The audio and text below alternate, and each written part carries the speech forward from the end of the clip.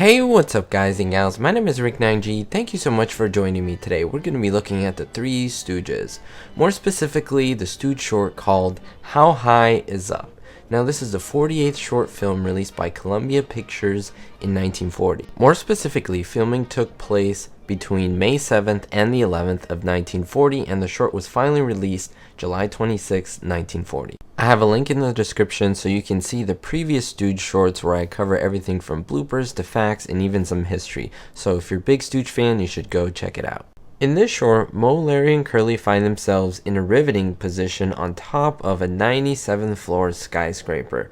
Hilarity ensues when they even, at the end of the short, parachute down back to their car. At the beginning of the short, we see the Stooges sleeping under their car. Well, we don't know that yet, but it's later revealed that they are sleeping under their car. And we can see a bug. Most likely it's a fly or even a bee. And it's buzzing around Curly, going in and out of his mouth. Pay attention very closely to the bug, to the fly, because you can see that there's a string attached to it.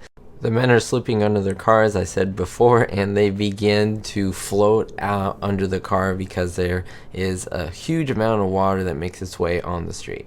Now, if you're wondering where a lot of this episode took place, all the outside scenes were actually outside on a back lot on Columbia Ranch. It's called Brownstone Street, and that's where most of this took place. Now, both sides of the street, including the residential and storefront facades, can be seen in the background of the film.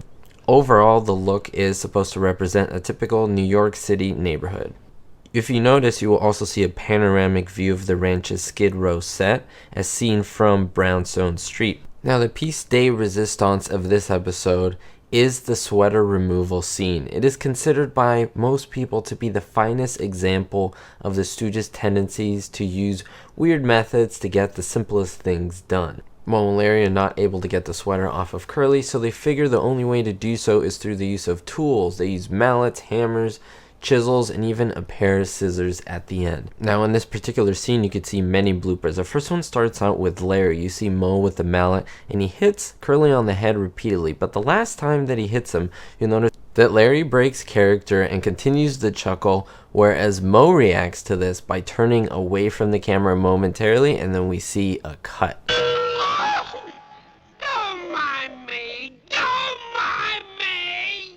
Further, we see Moe climb up top of the car, and then he falls. That was an unscripted fall, and then Larry helps him up and he says thanks.